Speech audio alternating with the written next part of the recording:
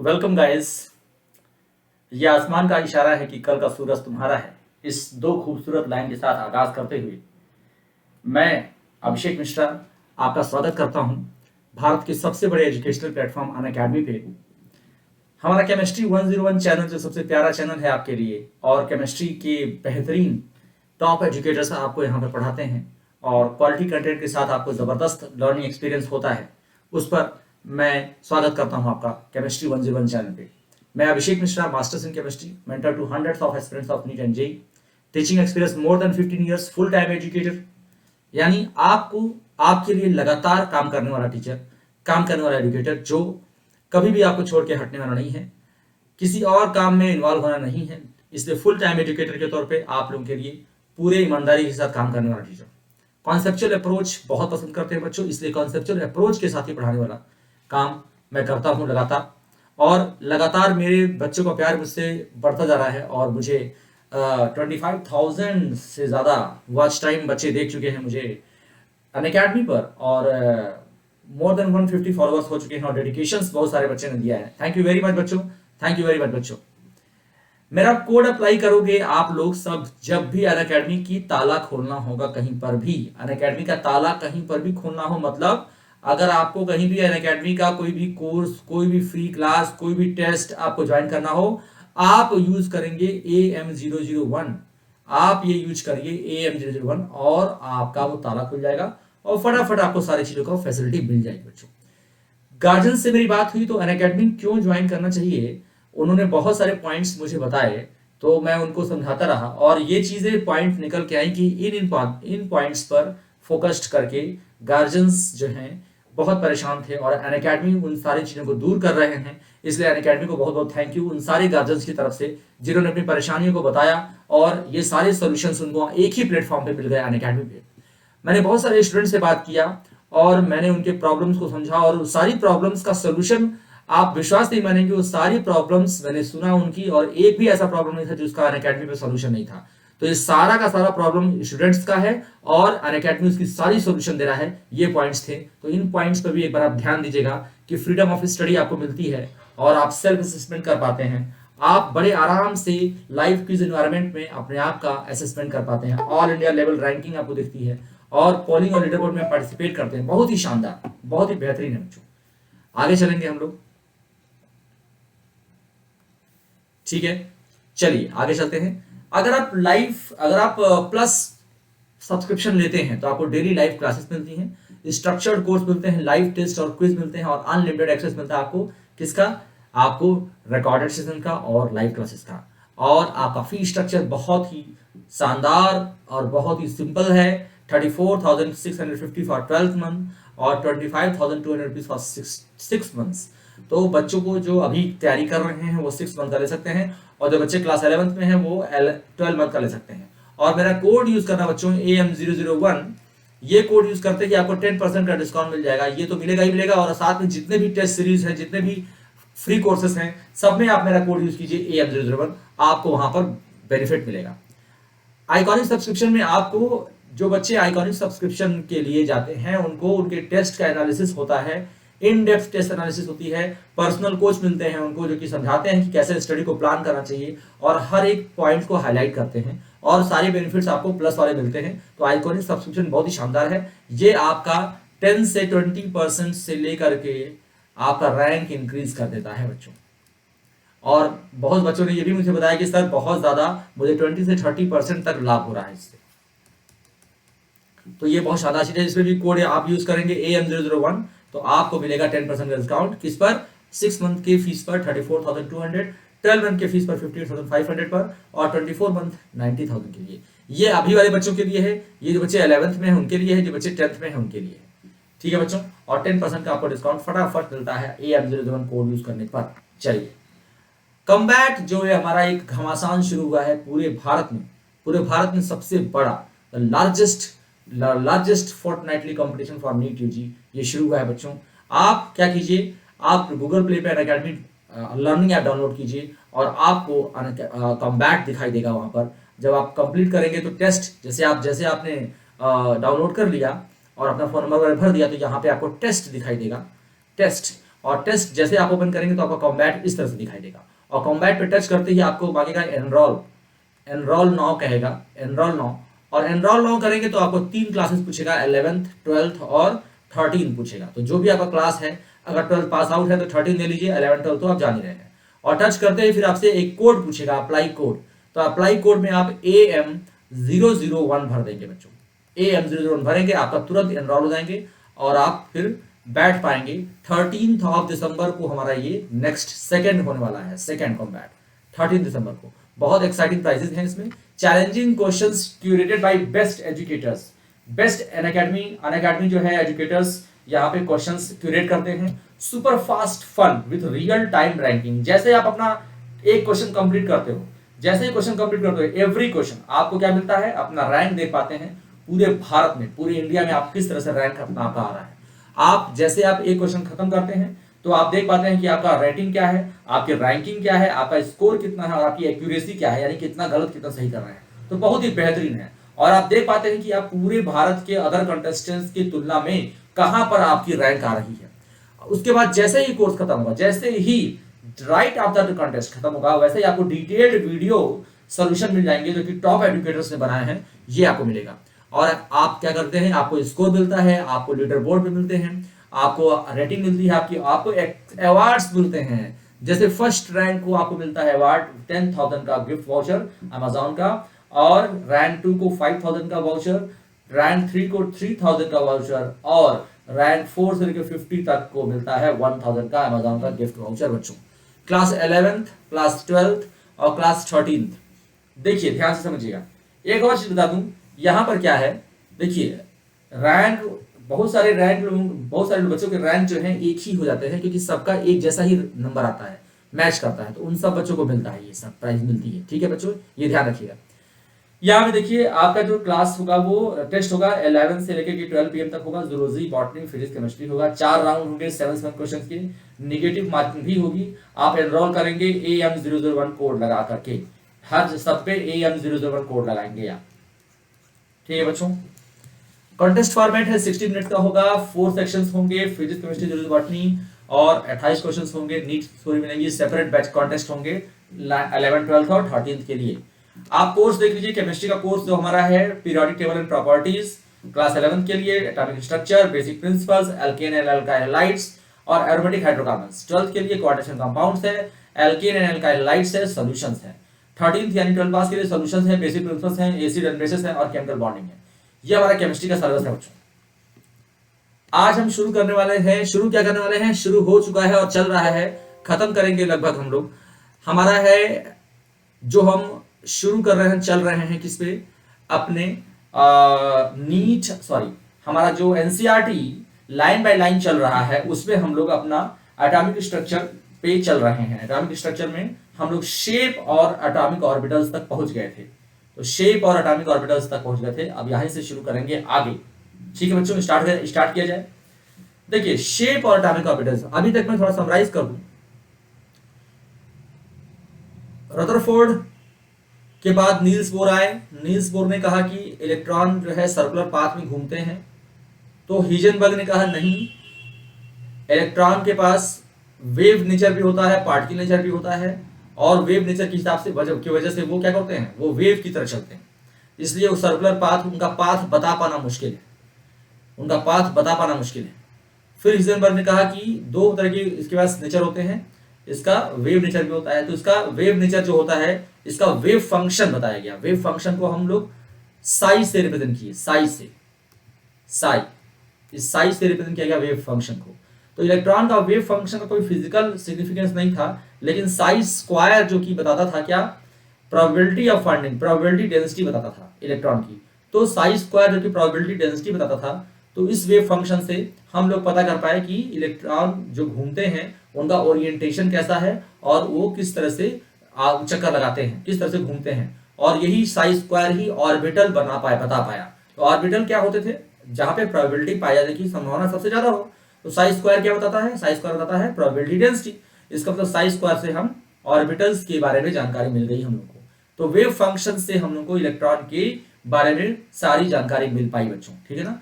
अब इसी से शेप भी बता पाए, जैसे हमारा और जब हम जो है साई स्क्वायर से देखें कि कहाँ कहाँ पे डेंसिटी ज़्यादा है, कहाँ पे कम है, तो उससे हम लोग शेप बता पाए किसकी, एटॉमिक ऑर्बिटल्स की। तो छोटी सी बात है लेकिन समझ में नहीं आती है, इसलिए ध्यान से समझना बहुत जरूरी है। तो साई जो है वो वेव फंक्शन है, साई स्क्वायर क्या है, प्रोबेबिलिटी डेंसिटी है, और प्रोबेबिलिटी डेंसिटी ही मैथमेटिकली कैलकुलेट करके हम किसी भी एटॉमिक ऑर्बिटल का शेप बता सकते हैं। ठीक है बच्चों, आगे चलते हैं। जिन बच्चों ने इसके पहले का वीडियो नहीं देखा है वो देख लेंगे, तो एटॉमिक स्ट्रक्चर का लाइन बाय लाइन किस तरह से क्लियर हो जाएगा, आपको समझ में आएगा।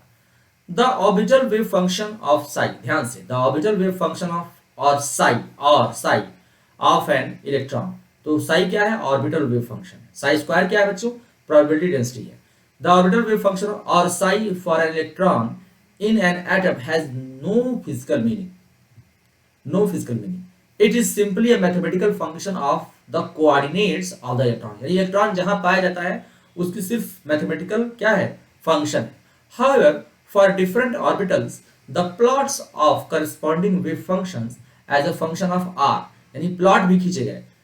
For different orbitals, the plots corresponding wave function as a function of r, यानी distance from the nucleus, has different, अलग अलग ऑर्बिटल्स के लिए अलग अलग वेव फंक्शन थे, तभी क्योंकि वो अलग अलग जगह पे पाए जा रहे हैं, अलग अलग कोऑर्डिनेट से पाए जा रहे हैं हर ऑर्बिटल, तो अलग अलग वेव फंक्शन भी होंगे। तो यहाँ पे देखिए कि 1s के लिए n इज इक्वल टू 0 और l इज इक्वल टू 1 होता है, जबकि 2s के लिए n इज इक्वल टू 2 होता है और l इज इक्वल टू 0 होता है। आप जानते हैं l जो है वो एजीमुथल क्वांटम नंबर है, जिसकी वैल्यू जो है वो क्या होती है बच्चों, 0 से n-1 तक होती है। तो n इज इक्वल टू 1 है तो l की वैल्यू 0 होगी, n इज इक्वल टू 2 है तो l इज इक्वल टू क्या होगा, n इज इक्वल टू अगर क्या है यहाँ पे 2, जैसे 2s है यहाँ पर, तो s के लिए भी 0। तो ये आप ध्यान रखिए कि ये हमारा, और p के लिए l की वैल्यू 1, ये ध्यान रखिएगा। चलिए आगे चलते हैं। ये देखिए यहाँ पे कर्व दिखाया गया है ये कर्व है बच्चों, ये हमारा एक कर्व है। मैं इसको थोड़ा सा और जूम इन कर देता हूं।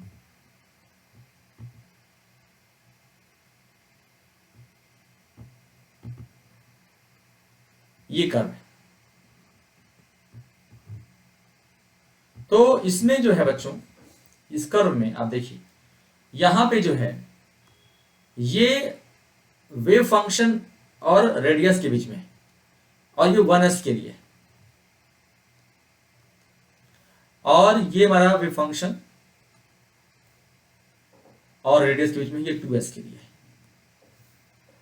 और यहां पे देखिए ये क्या है, प्रोबेबिलिटी डेंसिटी है 1s के लिए, और ये प्रोबेबिलिटी डेंसिटी है 2s के लिए। अगर देखा जाए 2s में, तो देखिए जैसे प्रोबेबिलिटी डेंसिटी क्या है, ये देखिए ये है डिस्टेंस, यानी न्यूक्लियस के बहुत, ये डिस्टेंस क्या है, व्हाट इज आर, न्यूक्लियस से डिस्टेंस है, यानी न्यूक्लियस है तो उससे डिस्टेंस, ऐसे समझ, ऐसे चले। तो अगर मैं प्रोबेबिलिटी डेंसिटी के बारे में बताऊंगा, तो जब आप 1s पर हैं तो 1s के सबसे क्लोज हैं, तो जैसे जैसे दूर जाएंगे वैसे वैसे क्या होगा, डेंसिटी आपकी 1s की कम होती जाएगी, यानी न्यूक्लियस के पास सबसे ज्यादा है, न्यूक्लियस के पास सबसे ज्यादा डेंसिटी है।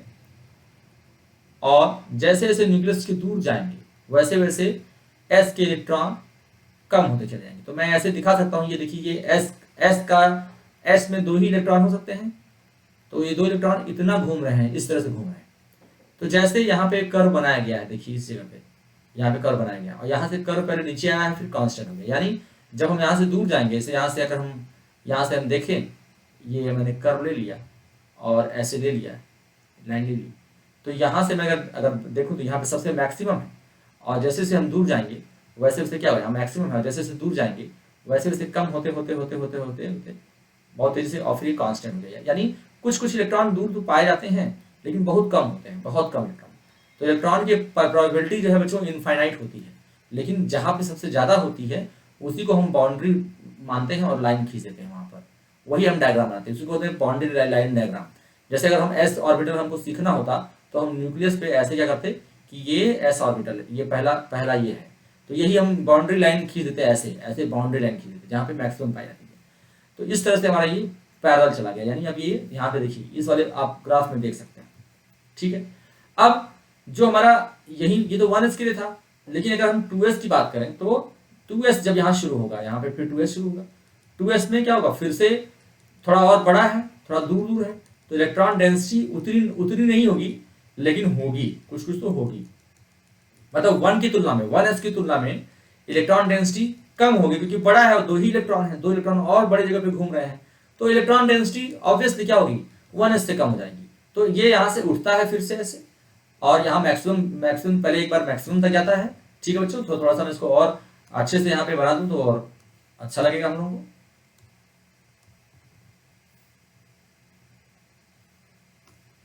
तो यहाँ पे देखिए ऐसे हुआ, यहाँ पे खत्म हुआ, जैसे यहाँ पे टच किया 1s का खत्म हुआ, फिर 2s का शुरू हुआ।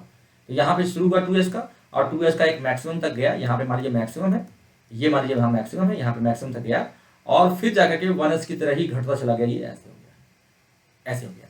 तो ये बच्चों ये हमारा प्रोबेबिलिटी डेंसिटी का कर्व हुआ, आप समझ में आपको आ गया होगा। और जहां पे ये खत्म हुआ, यहाँ पे जीरो जहां पे टच किया है, इसी को बोलते हैं नोड। नोड है ये, नोड मतलब यहाँ पे इलेक्ट्रॉन की पाए जाने की प्रोबेबिलिटी क्या है, शून्य है, जीरो है। ठीक है, और ये हमारा वेव फंक्शन है, ये हमारा प्रोबेबिलिटी डेंसिटी है। तो प्रोबेबिलिटी डेंसिटी को समझना और आसान हुआ, राइट। अब ठीक उसी तरह से लगभग है हमारा वेव फंक्शन, ये कम होता जाता है यहाँ पे, फिर यहाँ पैदल आता है, फिर जब 2s के लिए क्या होता है, यहाँ पे आता है और फिर से उड़ जाता है, और तब फिर पैदल होता है, ये 2s के लिए है। तो आप इसको ऐसे थोड़ा सा एज इट इज पढ़ लीजिएगा, देख लीजिएगा।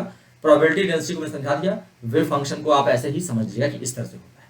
ठीक है, तो इसमें कोई खास चीज ज्यादा नहीं पूछेगी, बस अगर पूछता है तो ऐसे ही ग्राफ पूछेगा, एज इट इज ग्राफ आप एक बार ध्यान से समझ लीजिएगा। आपको मैंने प्रोबेबिलिटी का ग्राफ आपको अच्छे से समझा दिया है, जिससे आपसे गलती नहीं हो। चलिए अब आगे चलते हैं। According to the German physicist Max Born, the square of the wave function psi square at a point gives the probability density of the electron at that point. The variation of psi square as a function of r for 1s and 2s orbital is given in the figure this. Here again you may note that the curves 1s and 2s orbitals are different. ये कह रहे हैं curve जो है 1s और 2s का different है। Curve different का मतलब क्या है बच्चों, कि फंक्शन अलग अलग होगा, वेव फंक्शन अलग अलग है तभी तो कर्व डिफरेंट है, वही बात को कह रहे हैं। चलिए आर डिफरेंट, आगे चलते हैं। It may be noted that for 1s orbital, for 1s orbital the probability density is maximum at the nucleus. ये बहुत इंपॉर्टेंट बात है। For 1s orbital the probability density is maximum at the nucleus and it decreases sharply when we move away from the nucleus. सही बात है। On the other hand for 2s the orbital the probability density first decrease sharply to the zero.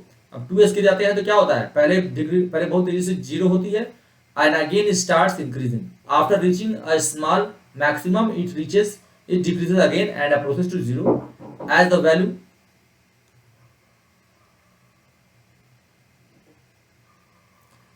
Value of r increases further. तो हाँ, तो sigma it decreases again and approaches to zero as the value of, ऐसा क्यों हो रहा है, ठीक है, ओके। चलिए आगे चलते हैं। अब जो जहां पे रीजन जीरो होता है, जहां पे इलेक्ट्रॉन की डेंसिटी जीरो पाई जा रही है, तो वहां पे क्या होगा, देखिए zero, the value of the region where the probability density, the region where the probability density, the region where the probability density, ये क्या हो रहा है, जहां पे प्रोबेबिलिटी डेंसिटी जीरो हो जा रही है बच्चों, वो क्या होगा, नोड्स कहलाएगा। ठीक है, नोडल सरफेस कहलाएंगे और नोड्स कहलाएगा।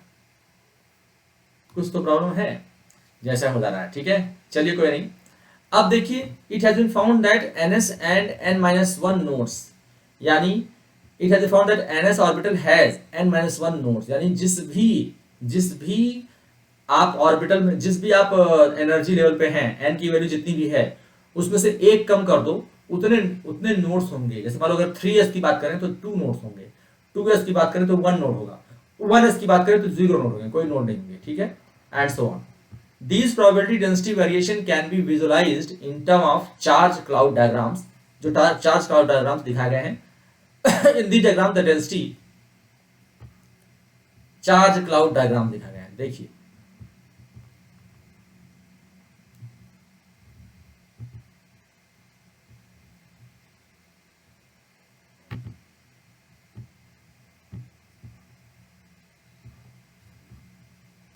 ये देखिए ये है आपका चार्ज क्लाउड डायग्राम। तो मैं इसको थोड़ा सा इधर लाता हूँ, आप लोगों के लिए बड़ा करता हूँ इसको। ठीक है बच्चों,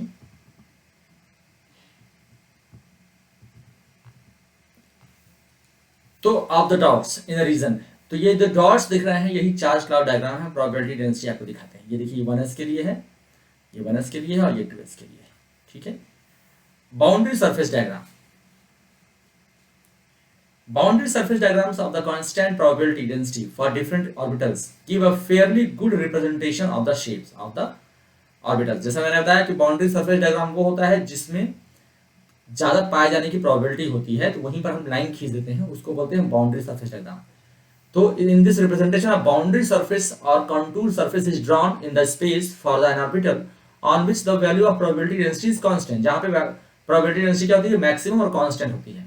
in principle many such boundary surface में बी पॉसिबल।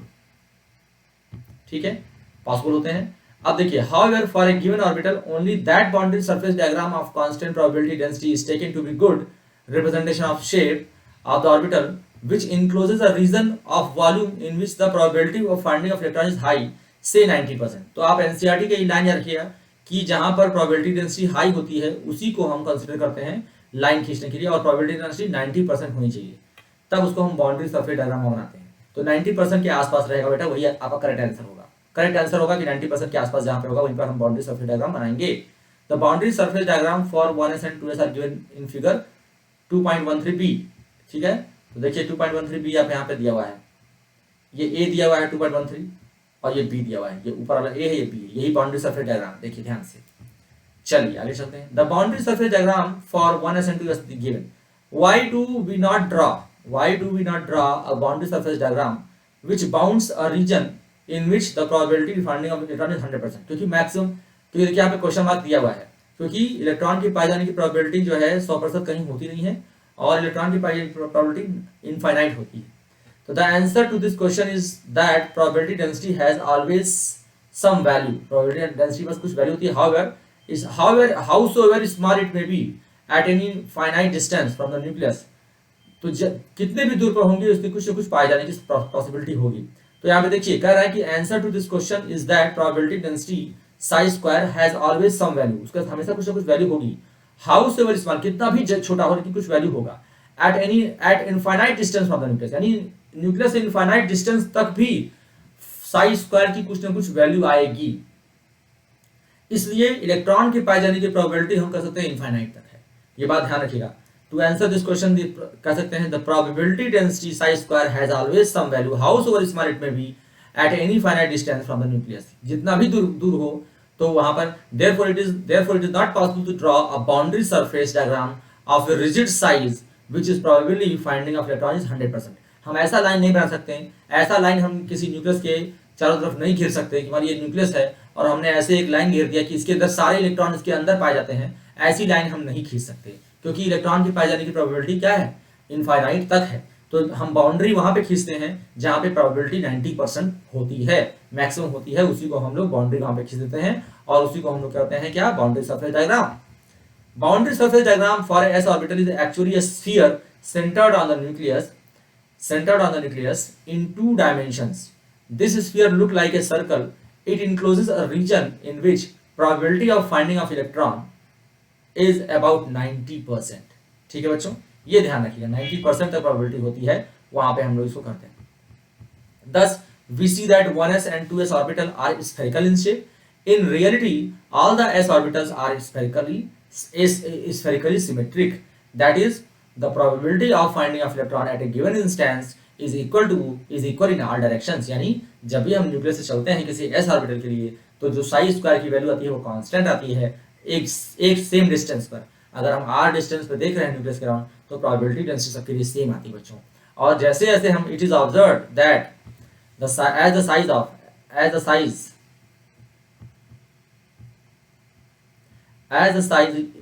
size हाँ देखिए यहाँ पर it is also observe that the size of s orbital increases with increase in an. जैसे जैसे हम एन बढ़ाते हैं साइज बढ़ता जाता है, इस पर हम डिस्कशन कर चुके हैं। And the electron is located further away from the nucleus as the principal quantum number increases. सही बात है, जैसे जैसे हम शेल की साइज बड़ी होगी तो s की साइज जो है बड़ी होती जाएगी।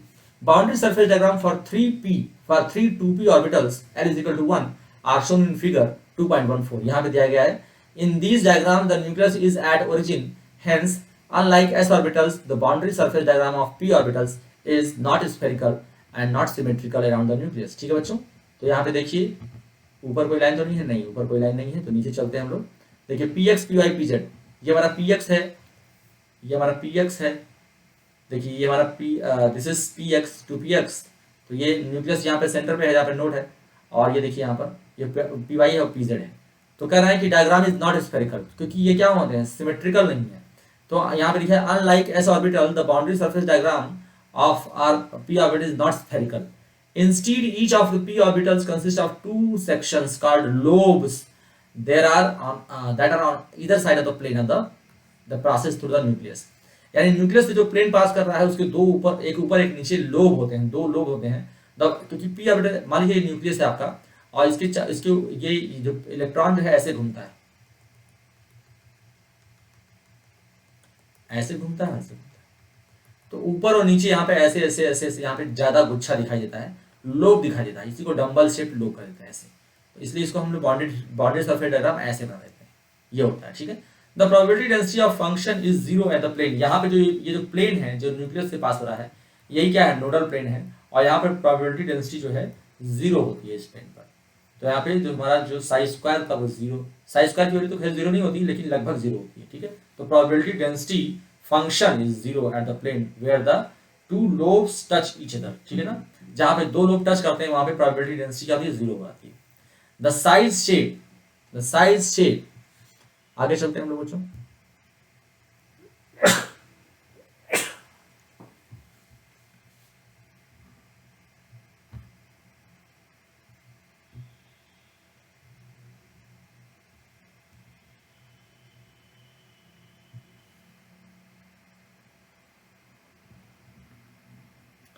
द साइज शेप एनर्जी की बात आ गई,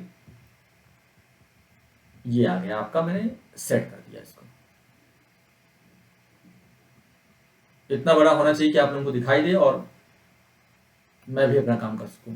the size shape energy of these three orbitals are identical, यानी तीनों का px py pz का, px का py का और pz का, तीनों की साइज शेप एनर्जी सब क्या होती है, बराबर होती है।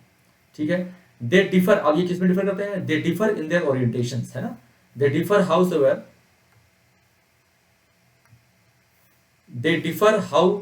इन the way the lobes are oriented. Lobes कैसे ओरिएंटेड हैं इस पर वो डिफर करते हैं। ठीक है मेरे प्यारे बच्चों, बात समझ में आ रही होगी आप लोगों को।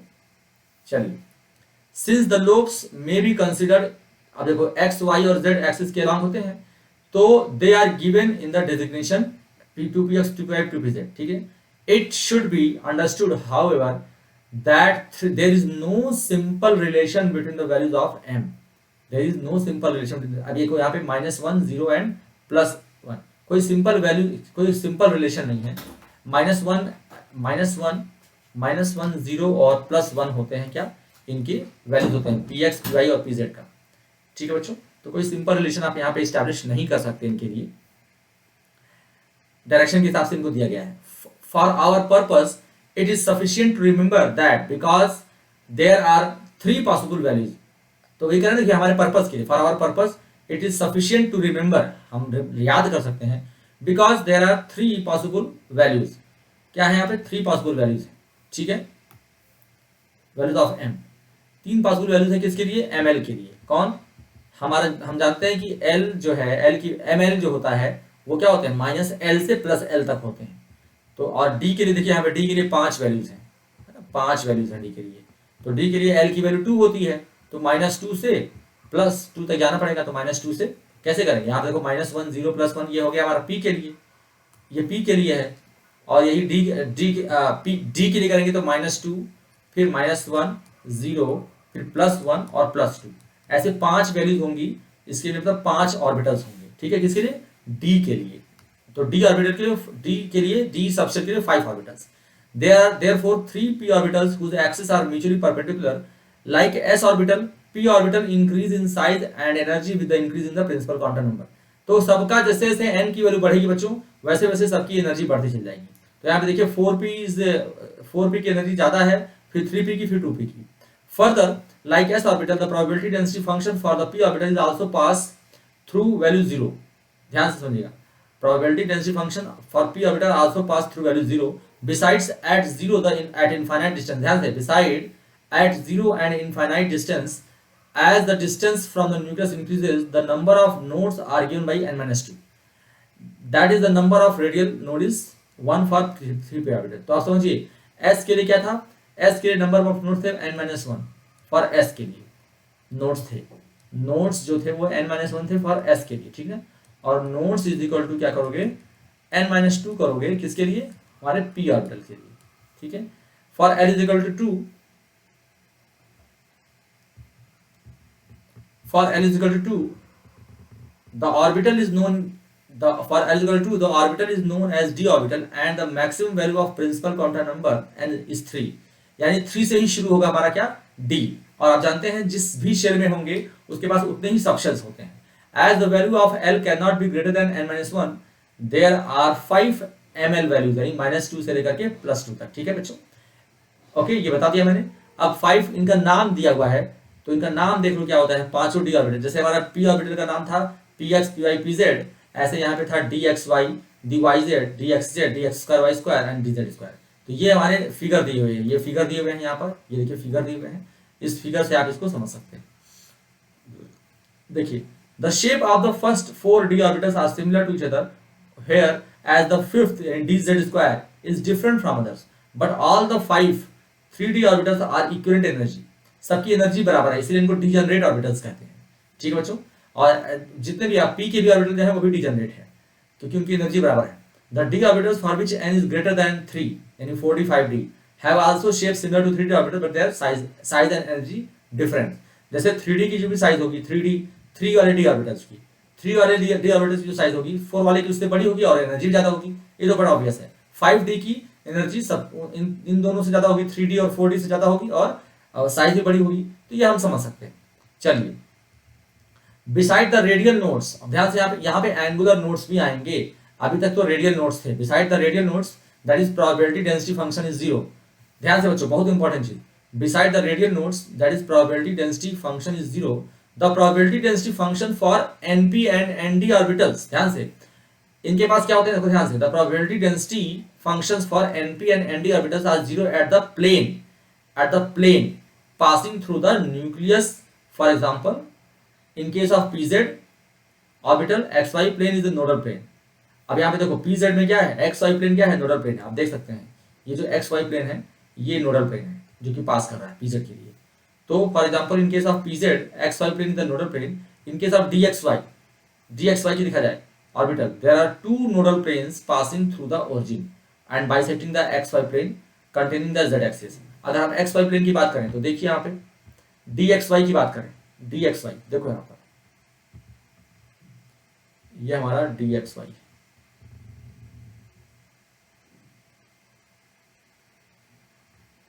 ये देखिए dxy, ठीक है। तो dxy में देखो आप यहाँ पर ये दो प्लेन ऐसे होंगे जिसमें क्या होंगे, जिसमें प्रोबेबिलिटी डेंसिटी 0 होगी और वो नोड होंगे, यानी हमारा d में क्या हो रहे हैं, 2 नोड्स पाए जा रहे हैं, ठीक है बच्चों।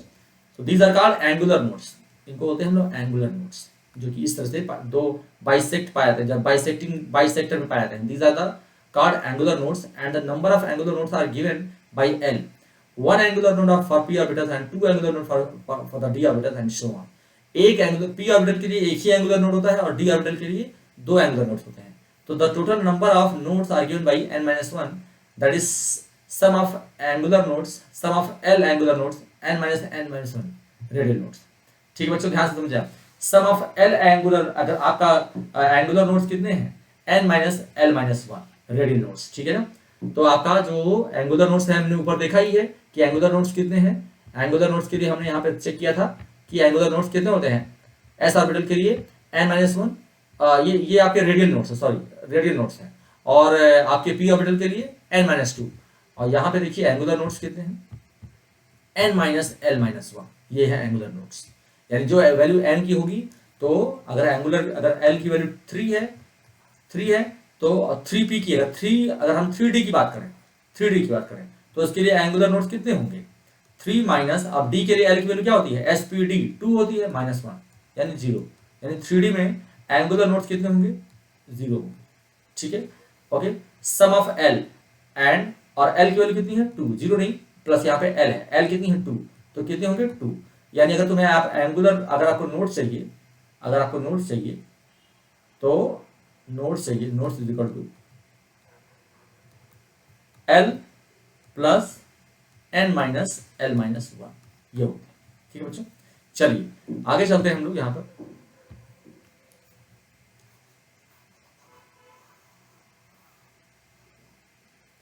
अब आता है energies of the orbitals. Energies, the energy of electron in an hydrogen atom is determined solely by the principal quantum number. क्योंकि आप पहले मैं बता चुका हूं कि हाइड्रोजन लाइक एटम, बच्चों को ध्यान से समझना, हाइड्रोजन या हाइड्रोजन लाइक एटम्स, इसकी बात हम बार बार करते हैं। तो हाइड्रोजन में सिर्फ एक ही इलेक्ट्रॉन होता है और उसकी एनर्जी सिर्फ प्रिंसिपल क्वांटम नंबर बताता है, जबकि एक से ज्यादा जहां पे इलेक्ट्रॉन सिस्टम होते हैं उसमें एन और एल दोनों ही एनर्जी के लिए रिस्पॉन्सिबल होते हैं। वहां पे एन और एल दोनों ही एनर्जी के लिए रिस्पॉन्सिबल होते हैं, किसमें? जिसमें मल्टीपल इलेक्ट्रॉन सिस्टम होते हैं। ध्यान से समझना बच्चों, मैं फिर से लिख दे रहा हूं, जहां पे multi electron system, more than one electron in atom, ठीक है ना, तो वहां पर आपका एन एंड एल दोनों ही रिस्पॉन्सिबल होता है एनर्जी के लिए। और for hydrogen and hydrogen like atom, hydrogen like species like Li+2, He+1 etcetera, इसमें ओनली n यानी principal quantum number is responsible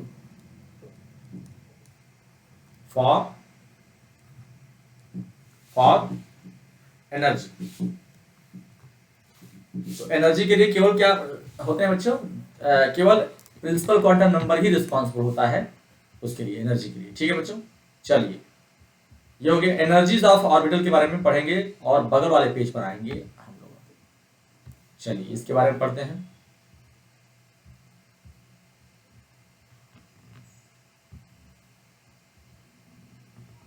देखिए, thus the energy, ध्यान से, thus the energy of the orbitals in hydrogen atom increases 1s से ज्यादा 2s, फिर 2s और 2p का एनर्जी बराबर लगभग, फिर 3s 3p 3d की एनर्जी लगभग बराबर, फिर 4s 4, ये इस तरह से होता है बच्चों।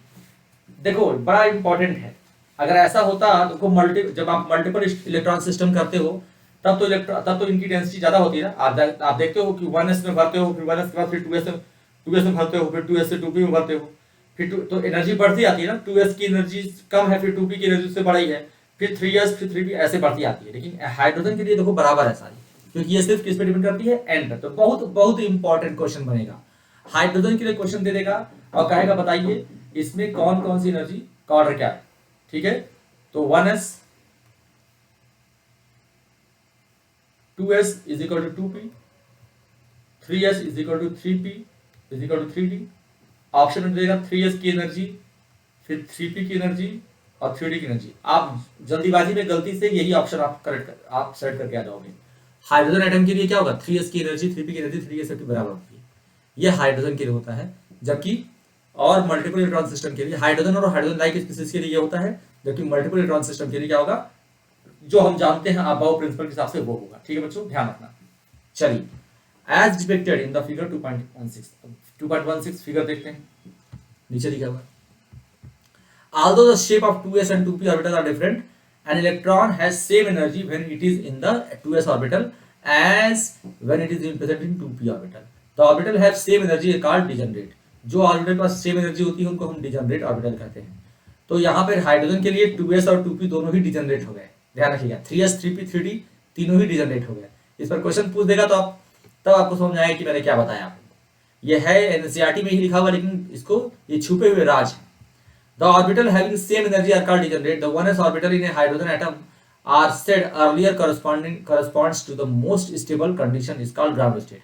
यानी 1s इसका क्या है, ग्राउंड स्टेट है। And an electron residing in the orbital is most in this orbital is most strongly held by the nucleus, यानी जो सबसे क्या है स्टेबल में है वो सबसे स्ट्रांगली न्यूक्लियस से क्या है होल्डेड भी है।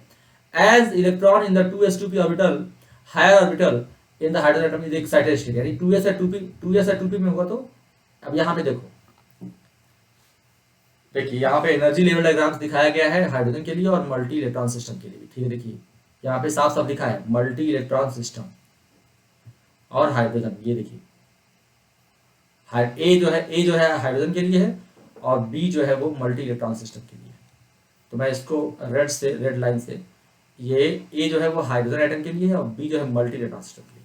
हाइड्रोजन के लिए 1s, देखो 2s 2p क्या है, डिजनरेट है, जबकि यहाँ पे 2s और 2p में क्या है डिफरेंस है। यहाँ पे 3s 3p 3d क्या है, डिजनरेट है। यहाँ पे 3s फिर 3p फिर 4s फिर 3d है ना, तो ये अलग अलग है, ठीक है बच्चों। ध्यान रखिएगा इस चीज को, ध्यान रखना है बच्चों, बहुत इंपॉर्टेंट है। चलिए इसमें आते हैं नीचे। एनर्जी जो होती है वो एक्चुअली जो एनर्जी होती है वो हमारा प्रिंसिपल है, हमारा प्रिंसिपल है अबाउ प्रिंसिपल, उसमें n+l रूल होता है, n+l रूल।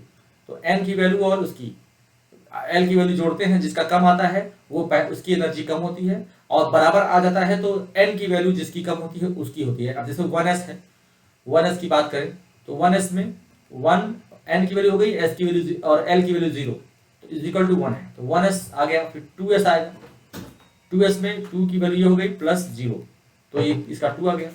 फिर 2p की देख लेगा तो 2 + 1 इज इक्वल टू 3।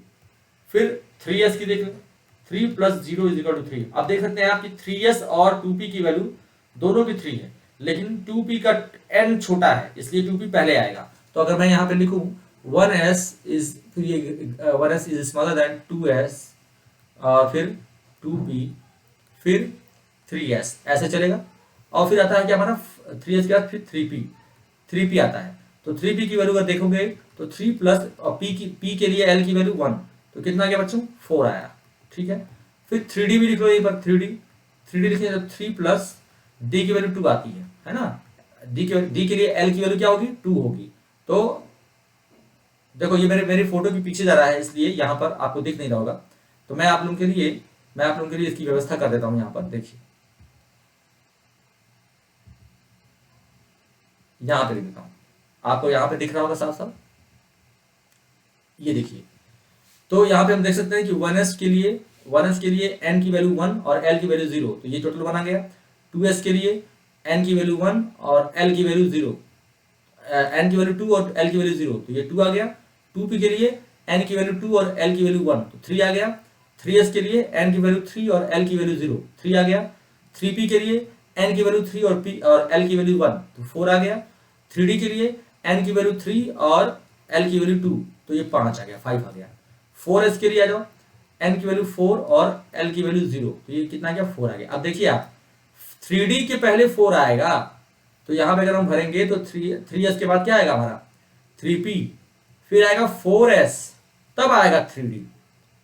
अब जरा ये चीज ध्यान रखना होगा, तो हमें n+l रूल जो है हमारा वो अबाउ प्रिंसिपल n+l रूल के हिसाब से चलता है। अबाउ ने कहा था कि जिस तरह से एनर्जी बढ़ती आती है वैसे वैसे इलेक्ट्रॉन को अब रखते जाना, लेकिन ये चीज किसके लिए है, मल्टी इलेक्ट्रॉन सिस्टम के लिए है, मल्टी इलेक्ट्रॉन सिस्टम के लिए। और एग्जाम में चालाकी से पूछ देगा किसके लिए, लिथियम +3 के लिए पूछ देगा, +2 के लिए पूछ देगा, और कहेगा कि बताइए इसके लिए किस तरह से इलेक्ट्रॉन भरे, किस तरह से इलेक्ट्रॉन का एक्साइटेड स्टेट का ऑर्डर होगा ऑर्बिटल का, तो आप वहां पे फंस जाओगे, ठीक है ना, ध्यान रखना इस चीज को। हाइड्रोजन के लिए पूछ देगा तो बराबर होता है 1s का छोटा होगा, फिर 2s और 2p बराबर होंगे, फिर ये बड़ा होगा, फिर 2s फिर 3s आएगा, 3s is equal to 3p is equal to 3d। तो मेरे प्यारे बच्चों ये बात ध्यान रखिएगा, ठीक है। चलिए आगे चलते हैं।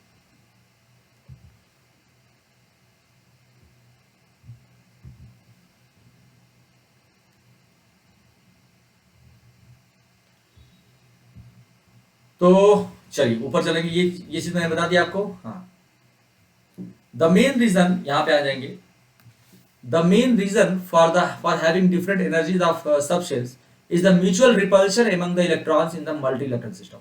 म्यूचुअल रिपल्शन यानी आपस में भी रिपल्शन होता है, 2s और 2p हैं तो उसमें आपस में रिपल्शन होता है, इसलिए 2p में क्या है, ज्यादा इलेक्ट्रॉन है, वो थोड़ा सा रिपल्शन ज्यादा हो रहा है, उसमें ज्यादा इलेक्ट्रॉन है 2p में 6 इलेक्ट्रॉन है ना, उसमें भरेंगे इलेक्ट्रॉन तो 6 इलेक्ट्रॉन भरेंगे, तो रिपल्शन की वजह से वो क्या हो रहा है ज्यादा। अब उसमें क्या है, मल्टी इलेक्ट्रॉन सिस्टम में रिपल्शन हो रहा है, जबकि एक सिंगल इलेक्ट्रॉन सिस्टम में कोई रिपल्शन नहीं है।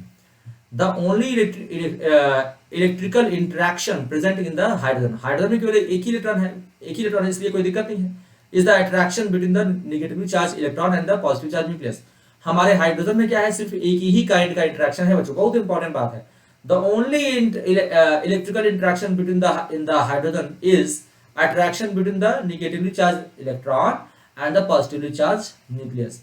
तो हाइड्रोजन के केस में सिर्फ इलेक्ट्रॉन का नेगेटिव और हमारा न्यूक्लियस का पॉजिटिव, उसी के बीच में इंटरेक्शन है। In multi electron system, in multi-electron system beside the presence of attraction between the electron and nucleus। क्या शानदार बात है, देखो लाइन से पढ़ने से इतनी सारी चीजें निकलती हैं। मल्टी इलेक्ट्रॉन सिस्टम में क्या है, इसके अलावा beside the presence of attraction between the electron and nucleus there are repulsion term between every electron and other electron present in that atom। Thus the stability of an electron in multi-electron system is because of total attractive and repulsive forces interactions। Thus, the stability of an electron in a multi-electron system is because of attractive interactions and more than the repulsive। ये हो गया हमारा। तो क्या होगा बच्चों, the repulsive interaction and the electron in other shells are here। On the other hand, the attractive interactions of an electron increases with the increase in the positive charge। तो attractive interaction, जैसे जैसे आप क्या करो, जैसे जैसे आप nucleus में प्रोटॉन बढ़ाओगे तो अट्रैक्टिव बढ़ेगा, इसलिए साइज छोटी होती आती है ना on the nucleus। Due to the presence of electron in the inner shell, the electron in the outer shell will not experience the full positive charge of the, इसी को क्या बोलते हैं, शील्डिंग इफेक्ट आ गया। देखो शील्डिंग इफेक्ट आ गया, तो कह रहा है कि जैसे अंदर due to the presence of electron in the inner shells, the electron in the outer shell will not experience the full positive charge of the nucleus, the effect will be lower due to the partial screening of positive charge on the nucleus. तो बाहर वाले, सबसे बाहर वाले जो electrons हैं और जो अंदर न्यूक्लियस है उसके बीच में बहुत सारे इलेक्ट्रॉन्स आ रहे हैं, तो न्यूक्लियस से वो बचा, बाहर वाले इलेक्ट्रॉन को अट्रैक्शन से बचा देते हैं, तो अंदर वाले क्या कर रहे हैं, बाहर वाले को बचा रहे हैं, तो इसी को कहते हैं shielding. Shielding of outer most electron by the core electrons. Core electrons क्या होते हैं, आउटर मोस्ट शेल को छोड़ करके अंदर वाले इलेक्ट्रॉन्स को हम कोर इलेक्ट्रॉन्स कहते हैं। तो this is known as shielding of outer shell electron from the nucleus by inner shells. And the net positive charge experience by the outer most shell is known as effective nuclear charge. तो बहुत important है, और जो net charge, net positive charge जो हमारा outer most electron experience करता है उसी को बोलते हैं हम लोग क्या, effective nuclear charge. despite of the shielding effect of the outer despite the shielding of the outer electron from the nucleus by the inner shell electrons, the attractive force experienced by the outer shell electron increases with increase in the nuclear charge। यानी जैसे जैसे आप nucleus का charge बढ़ाओगे, यानी nucleus को ताकतवर करते जाओगे, तो वो क्या होगा, आउटर मोस्ट शेल पे अपना इफेक्टिव न्यूक्लियर चार्ज बढ़ाएगा। इसीलिए पीरियड में जब हम लेफ्ट से राइट जाते हैं, लेफ्ट से राइट किसी पीरियड में जाते हैं, तो एक एक प्रोटॉन बढ़ता जाता है किसमें, न्यूक्लियस में, और डिस्टेंस वही रहती है क्योंकि शेल वही है, किसी पीरियड में शेल नहीं चेंज होता, राइट। तो न्यूक्लियस में इलेक्ट्रॉन, जब आप पीरियड में लेफ्ट से राइट जाते हो तो एक एक करके प्रोटॉन भी बढ़ता है न्यूक्लियस में और इलेक्ट्रॉन बढ़ता है आउटर मोस्ट शेल में, राइट। तो न्यूक्लियस की ताकत बढ़ती जाती है और उसको खींचता आता है, इसीलिए जब हम लेफ्ट से राइट जाते हैं तो हमारा शेल श्रिंक होता है और साइज छोटी होती जाती है। तो डिस्पाइट ऑफ द शील्डिंग, ये हो गया हमारा। तो the attractive force experience by the outer most shell electron, इसलिए क्या होता है, in other words the energy interaction between the nucleus electron is increases, वो बढ़ती जाती है। वो क्या होती है, इंटरेक्शन एनर्जी बढ़ती जाती है जैसे जैसे हम लेफ्ट से राइट जाते हैं। तो देखिए यहाँ पर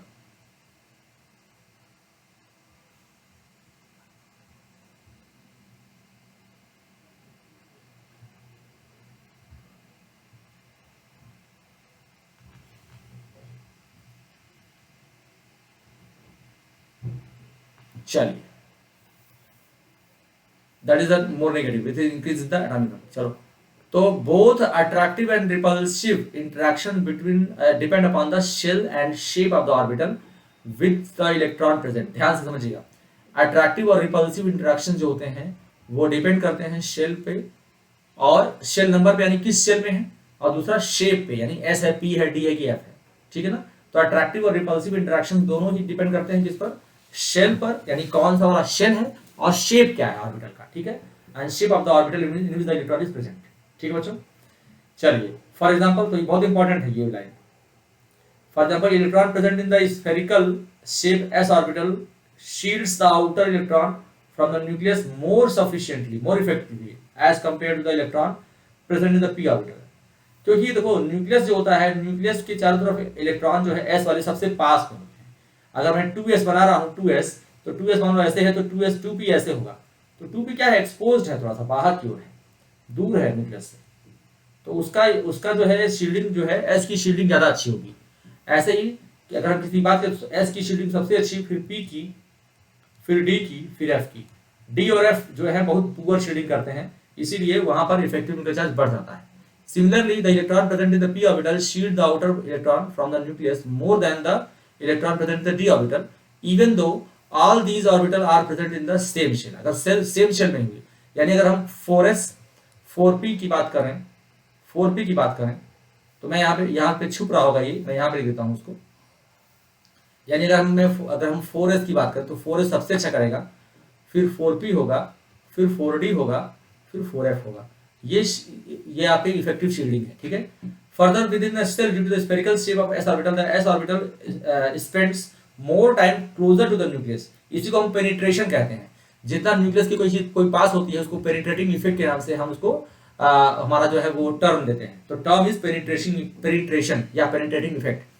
तो एस जो है ज्यादा मोर पेनिट्रेटिंग है, ठीक बच्चों। तो s orbital spends more time closer to the nucleus to the p orbital electron which spends more time in the vicinity of the nucleus in comparison to d। तो ऐसे ही s सबसे ज्यादा, फिर p, फिर d। in other words, for a given shell the principal quantum number the Zef experienced by electron, what is Zef, effective nuclear charge with increase in the azimuthal quantum number। यानी azimuthal quantum number जैसे जैसे बढ़ेगा वैसे वैसे क्या होगी बच्चों, जो इफेक्टिव न्यूक्लियर चार्ज है वो कम होता जाएगा, ठीक है बच्चों। the Zef experienced by the electron decreases with the increase in the azimuthal quantum number। That is, the s orbital electron will be more tightly bound to the nucleus than p orbital electron within in turn will be better than the d orbital। तो बहुत important अच्छी बात है, s जो है सबसे ज्यादा tightly bound है न्यूक्लियस से, फिर p है, फिर d है। यानी अगर इलेक्ट्रॉन निकालना होगा सेम शेल से, यानी 3s 3p 3d की बात करें तो 3d से पहले निकल जाएगा, ठीक है बच्चों। the energy of electrons in s orbital will be lower, यानी मोर नेगेटिव, क्योंकि उसने बहुत ज्यादा एनर्जी छोड़ दिया है न्यूक्लियस के पास। न्यूक्लियस के अट्रैक्शन में है, अट्रैक्टिव फोर्स ज्यादा है तो एनर्जी रिलीज किया है, तो बहुत नेगेटिव एनर्जी है उसकी, किसकी, एस की। तो बहुत कम एनर्जी है। The energy of electrons of s orbital will be lower, more negative than that of the p orbital electron which have less energy than the d orbital of electron, okay and so on. Since the extent of shielding from the nucleus is different for electrons in different orbitals, it lead to the splitting of energy levels within the same shell और same principle quantum number. अब समझिएगा यहाँ से, ये कह रहे हैं कि एक ही शेल के अंदर अलग अलग न्यूक्लियस का इफेक्ट है, इसीलिए एनर्जी का स्प्लिटिंग होता है। यानी 3s है, 3p है और 3d है, और तीनों का शेप और साइज अलग अलग है, इसी वजह से न्यूक्लियस का इस पर अट्रैक्शन अलग अलग है, इसीलिए इनकी एनर्जी स्प्लिट कर जाती है। इसीलिए 3s की एनर्जी सबसे कम है इसमें, फिर 3p की है और फिर 3d की है, ओके। सॉरी, एनर्जी की बात करें तो ये सबसे क्लोज है, तो सबसे ज्यादा इफेक्ट न्यूक्लियस पे इसका है, न्यूक्लियस पर इसका इफेक्ट है, फिर इस पर है, फिर इस पर है, तो एनर्जी है बढ़ती जाती है, ये इंक्रीज, ये तो इफेक्ट ऑफ न्यूक्लियस है। अगर एनर्जी की बात करें तो सबसे ज्यादा एनर्जी किसकी होगी, 3d की होगी। तो 3s की सबसे कम एनर्जी, फिर 3p की, फिर 3d की, ठीक है बच्चों। ये एनर्जी है, ये एनर्जी की बात हम कर रहे हैं, ठीक है। चलिए, ये थोड़ा सा मेरे पीछे आ गया होगा, जिसको अब मैं आपको दिखा दूं, ऐसे इसको दिखा दूं। देखिए यहाँ पर तो सबसे ज्यादा एनर्जी किसकी है, 3d की है, फिर 3p की है, फिर 3s की है। तो एनर्जी का ऑर्डर हो गया बच्चों, ठीक है। तो यहाँ पर अब देखिए लोअर, यहाँ पे इसको कैसे भरते हैं, तो मैथमेटिकली कैसे बनाया गया ये देखिए ध्यान से।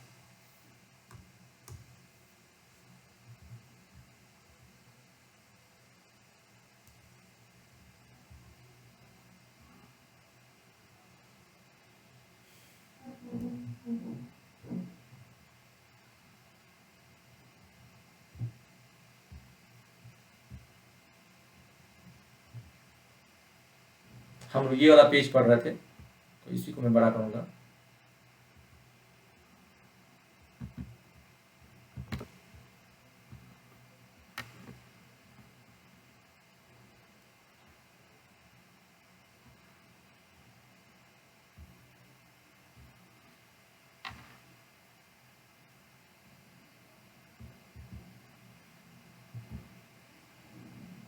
ये वाला आ गया। ठीक है बच्चों, थोड़ा सा कभी कभी गड़बड़ आता है तो आप कंसिडर करिएगा इसको,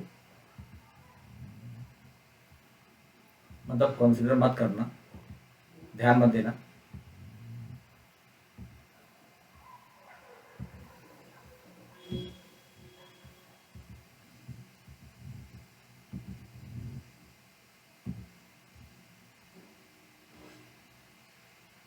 चलो ये वाला पेज है, इसको मैं ओपन करता हूं,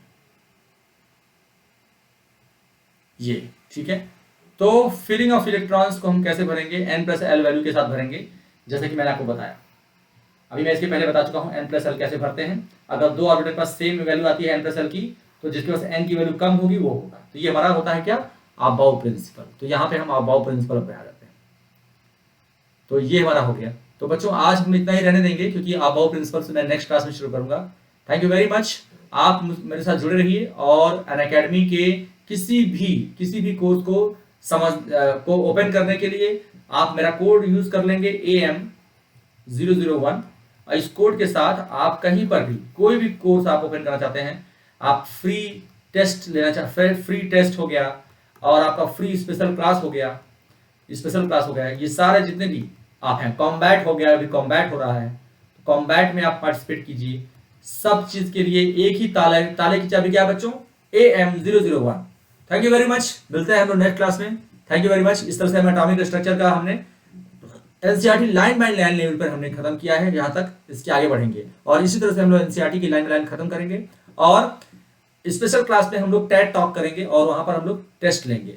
आपका पोलिंग कराऊंगा, वहां पे टेस्ट लूंगा और हम लोग फिर क्विज करेंगे। थैंक यू वेरी मच बच्चों, बाय बाय।